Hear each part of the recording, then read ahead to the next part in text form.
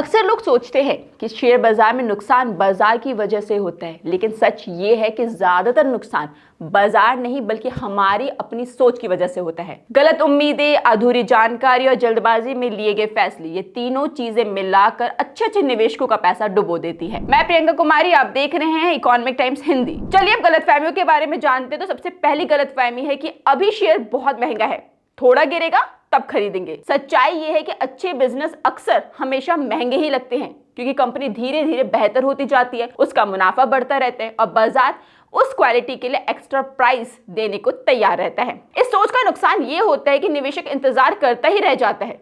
Share ऊपर निकलता जाता है और फिर दो ही रास्ते होते, या तो डर के मारे खरीदें या फिर फोमो में बहुत ऊंचे भाव पर खरीद लिए।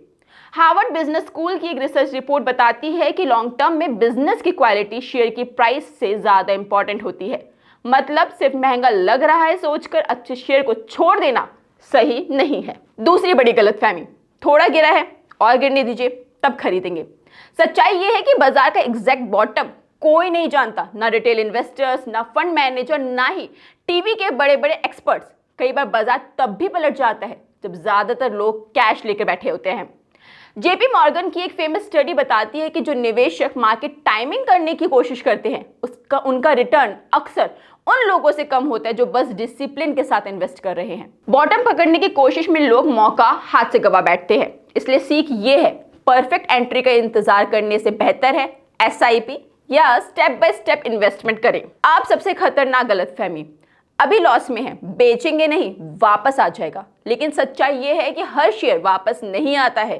कई कंपनियों की कहानी वहीं खत्म हो जाती है, फिर भी निवेशक उस शेयर से इमोशनल अटैचमेंट हो जाते हैं और लॉस एक्सेप्ट नहीं करते हैं। नोबेल प्राइज विनर डैनियल के की रिसर्च बताती है कि इंसान नुकसान को एक्सेप्ट करने से बहुत डरते हैं। इसी वजह से लोग खराब फैसलों की पकड़ रखते हैं। इसका नतीजा यह होता है कि पैसा एक कमजोर शेयर में फंसा रहता है और अच्छे मौके निकल जाते हैं। सीख साफ है, टाइम पर लॉस एक्सेप्ट करें और इन्वेस्टमेंट भी मैच्योरिटी से होती है। चौथी गलतफहमी, जब लोग खरीद रहे हैं कुछ तो बात होगी। बाजार में भीड़ अक्सर गलत समय पर सबसे ज्यादा कॉन्फिडेंट होती है। जब हर जगह किसी एक शेयर की चर्चा होती है तब अक्सर उसका बेस्ट फेस निकल चुका होता है। सेबी की एक रिपोर्ट में खुलासा हुआ कि रिटेल इन्वेस्टर्स ज्यादातर ऊंचे भाव पर ही स्टॉक खरीदते हैं और गिरावट आते ही घबरा कर बेच देते हैं। इसे एक्सपर्ट्स वेल्थ ट्रांसफर कहते हैं, जहां इम्पेशेंट लोगों का पैसा पेशेंट इन्वेस्टर्स के पास चला जाता है। सीख ये है, व्हाट्सएप, टीवी या भीड़ को देखकर नहीं बल्कि डेटा और बिजनेस को देख करके ही फैसला लें। आखिरी गलतफहमी क्या है? देखिए, आखिरी गलतफहमी है ज्यादा ट्रेड करूंगा तो ज्यादा कमाऊंगा। सच ये है कि बार बार बाय सेल करना इन्वेस्टमेंट नहीं बल्कि स्ट्रेस और नुकसान का रास्ता है।